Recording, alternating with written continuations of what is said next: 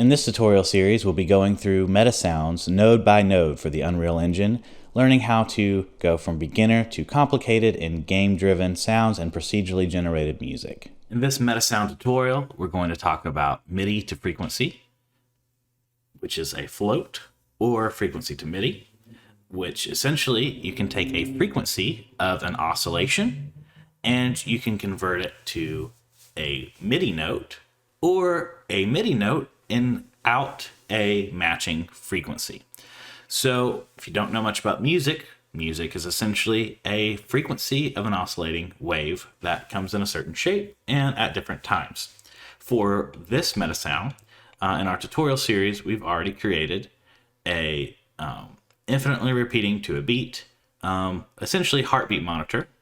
This has an oscillating tone. It is pinched off. An envelope is essentially something that pinches off that tone. And we pinched off that tone to a certain beat per minute on a repeating trigger. This is all covered in previous tutorials.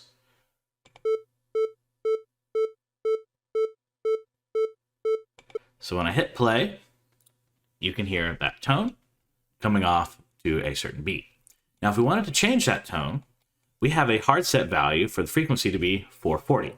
I just know that that's A. It's a common tuning frequency, but when you're dealing with music, a very easy way to deal with music is the MIDI, the Midi preset stuff. So essentially people have been doing with computers and music and things for a long time.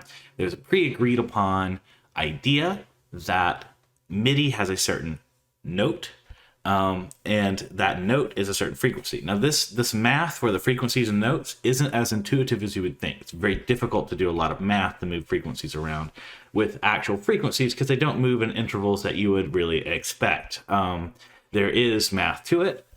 I'm certainly not going to do that math myself. That math is already done.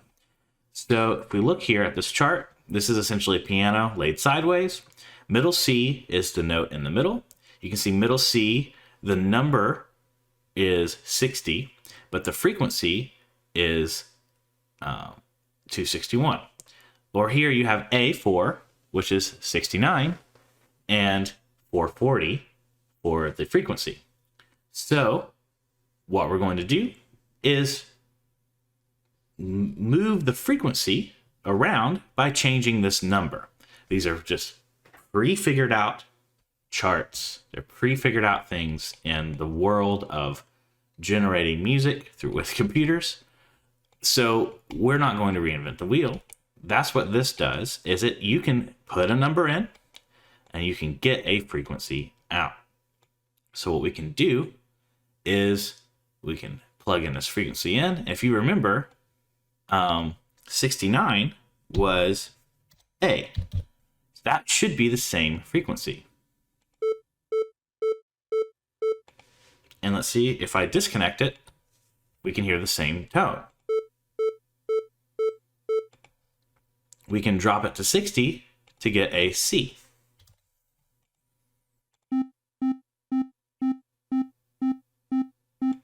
Let's try something much higher.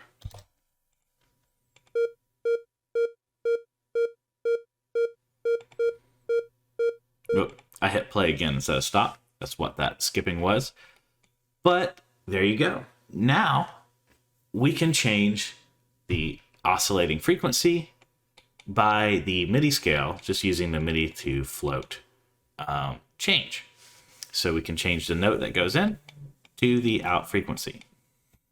That is Midi to frequency or frequency to Midi. This is the same thing, but backwards. We're not using that right now, but you can convert in and convert out. I just want you to know that. This tutorial series is brought to you by my MetaSound Starter Pack. If you're looking for more complicated examples on how to utilize procedurally generated music and game-driven sounds inside of your projects, you might want to give it a look. More details in the description below. This is Space Dodo, where we talk about games and game development.